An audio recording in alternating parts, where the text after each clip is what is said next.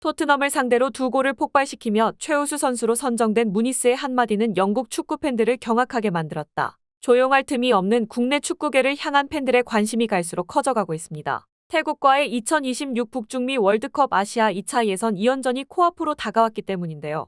황선홍 감독이 이끄는 한국 축구대표팀이 18일 첫 훈련에 나설 것이라고 알려진 가운데 축구팬들은 여전히 정몽규 회장을 비롯한 협회 주요 관계자들을 향해 비난의 목소리를 키워가고 있습니다. 축구협회는 지금까지 이강인을 시작으로 카드 도박과 유니폼까지 수많은 의혹을 뿌리고 있으며 위아래로 시달렸던 손흥민은 팬들이 아니었으면 대표팀을 떠났을 거라는 말까지 남겼습니다. 이에 따라 태국전 당일 서울 경기장의 분위기도 평소와는 조금 다를 것이란 평가가 많은데요. 전체적으로 선수단을 향한 응원은 계속되겠으나 A매치 보이콧 여론까지 나왔던 만큼 정몽규 회장을 비롯한 협회에 던지는 비판이 나올 가능성이 높은 상황입니다. 특히 이강인은 공개적으로 취재진 앞에 서서 다시 한번 사과의 뜻을 전할 것으로 알려졌고 황선홍 감독은 태국전을 속죄하는 마음으로 준비하고 치러야 한다고 밝혀 어수선한 대표팀이 어느 정도까지 호흡을 보여줄지 어느 때보다 조심스럽고 신중한 소집이 될 전망입니다. 다행인 점은 선수들 개개인의 폼이 올라오고 있다는 사실인데요. 덴마크에서 뛰고 있는 조규성은 리그 10호 골을 기록하며 득점 공동 1위에 올라섰고 이강인 역시 시즌 2호 골을 터뜨리며 프랑스 현지의 이목을 집중시켰기 때문입니다. 특히 이강인은 골을 기록했을 뿐만 아니라 경기 내내 좋은 움직임으로 남다른 폼을 자랑해 제도약의 발판이 될 수 있을지 관심이 쏠리고 있는데요. 사실 손흥민과 마찰 이후 프랑스 여론은 한국만큼이나 싸늘한 반응을 보였고 언제나 칭찬 세례를 쏟아붓던 엘리케 감독도 이강인을 한동안 벤치에 앉혀 챔피언스리그 16강 2차전 레알 소시에다드와의 원정 경기에서는 활약할 여지조차 없었는데요. 심지어 모나코전에서는 종료 직전에 들어가 단 4분만 뛰며 선발에서 밀릴 수 있다는 불안감을 키우기까지 했었습니다. 이강인 입장에선 결국 손흥민과 국민들을 향한 진심 어린 사과와 축구로 모든 난관을 돌파해야 했던 건데요. 우선 실력적인 측면에서는 긍정적인 결과가 이어지고 있다고 봐야 할 것 같습니다. 프랑스 나인티미는 이강인을 메짤라로 기용한 엘리케 감독의 전술이 빛났다. 이강인은 70분 동안 그라운드를 누비며 패스 성공률 94%와 함께 기회 창출 1회, 드리블 성공 1회 등 활발하게 공격을 이끌었고 볼경합 성공 3회,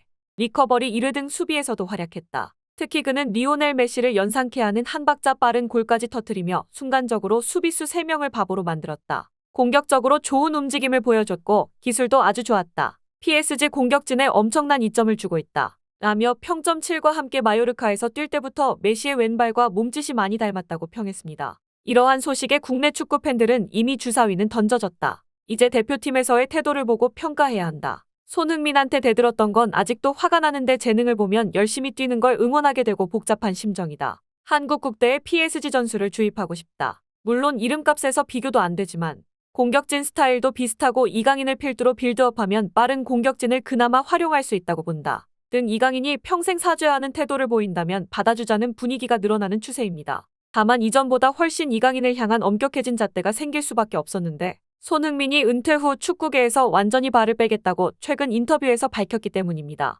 그는 은퇴 후 축구와 관련된 일은 하지 않을 생각이다. 이 마음은 평생 변하지 않을 것 같다. 나와의 약속이고 이미 결정을 내린 부분이다. 축구를 사랑하고 좋아하지만 다른 사람을 가르칠 능력도 없을 뿐더러 나는 내가 직접 공을 차는 순간을 사랑한다. 물론 축구와 가깝게는 지낼 것이다. 그저 한 명의 축구 팬으로서 말이다. 라고 말했습니다. 때문에 축구 팬들은 길지 않은 손흥민의 선수 생활 하루하루가 더욱 아까운 상황인데요. 당연히 그가 있을 때 이강인을 비롯한 대표팀 선수들이 보다 많은 노력을 기울여야 한다는 주장이 많습니다. 만약 이번에도 대표팀에서 불협화음이 들린다면 지금까지와 차원이 다른 분노를 마주해야 하는 것이죠. 팬들의 시선은 자연스럽게 이강인이 어떤 태도를 보여줄 것이냐에 집중되는 상황입니다. 한편 토트넘의 패배에도 불구하고 영국에서 손흥민은 연일 칭찬 세례를 받고 있는데요. 특히 상대팀 풀럼의 마르코 실바 감독의 칭찬이 많은 화제를 모았는데 스카이 스포츠와 인터뷰에서 그는 손흥민은 매 경기를 완전히 즐기고 있다. 토트넘의 경기를 볼 때마다 항상 느껴질 정도다. 우린 손흥민보다 토트넘의 뒷공간 공략에 더 많은 힘을 쏟았지만 경기는 생각처럼 흘러가지 않았다. 사실 시작부터 여러 차례 휘청거렸는데 역시나 손흥민이 기회를 만들어냈기 때문이다. 만약 토트넘 선수들에게 조금 더 운이 따랐다면 결과는 지금과 완전히 딴판이었을 것이다. 하지만 우린 토트넘의 뒷공간을 끊임없이 파고들었고 결국 반더벤이 빠진 빈틈을 성공적으로 공략했다. 놀라운 점은 손흥민은 끝까지 포기하지 않는다는 사실이다. 메디슨과 존슨 등 공격진의 에너지가 눈에 띄게 떨어지는 게 보일 때도 손흥민은 여전히 폭발적인 스프린트를 자랑하고 있었다. 솔직히 많은 공격수를 지도해봤지만 이번 경기에서 내가 본 것을 정확히 이해하기가 힘들었다. 그만큼 손흥민은 에너지와 집중력 측면에서 상식을 벗어나는 퍼포먼스를 보여주고 있다. 라고 말했습니다. 그런데 손흥민을 향한 칭찬은 여기서 그치지 않았습니다. 풀럼의 공격수이자 이번 경기에서 2골을 몰아치며 최우수 선수로 선정된 무니스 역시 손흥민을 향한 칭찬 행렬에 가세했는데 풋볼 런던과의 인터뷰에서 그는 수비수도 아닌데 어째서 손흥민만 쫓아다녔냐는 기자의 질문에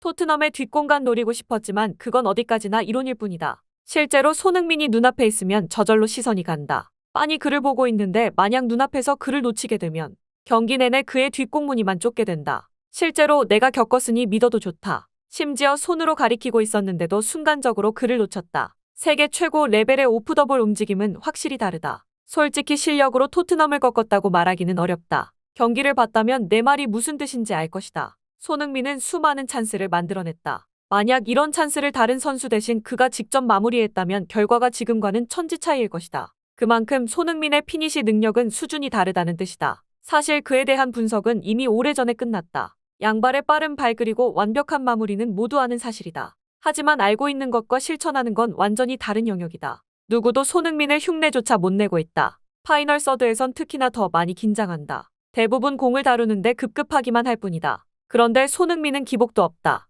지금에 만족하면 영원히 손흥민을 따라잡을 수 없을 것이다. 당연히 승리해도 마냥 기쁠 수만은 없었다. 손흥민의 벽은 그만큼 높았다. 라고 말했습니다. 이에 토트넘 팬들은 솔직히 손흥민이 이례적으로 쓴소리를 내뱉을 만한 경기였다고 본다. 존슨과 베르너는 손흥민과 같이 뛰기엔 수준이 한참 부족한 모습을 보였다. 심지어 후반전에 뒤처지는 태도에 문제를 보이기까지 해 혼자 열심히 뛰는 손흥민을 바보로 만들었다. 등 상대팀과 동료들을 가리지 않고 칭찬받는 손흥민이 홀로 싸우고 있다며 안타까워했습니다. 그런데 손흥민만 잘하는 토트넘을 보며 희망의 불씨를 살리는 나라도 있었습니다. 한국 축구대표팀과 만나게 될 태국이 그 주인공으로 태국 매체들은 어수선한 한국 축구계를 약점으로 짚었는데 태국판 골닷컴은 한국 축구와 객관적인 전력차를 인정한다. 한국은 피파 랭킹 22위로 태국과 80계단 차이가 난다. 특히 원정 경기인 만큼 더욱 어려운 경기가 될 것이다. 심지어 한국은 태국을 과소평가하지도 않는다. 유럽의 모든 주요 선수들을 소집했기 때문이다.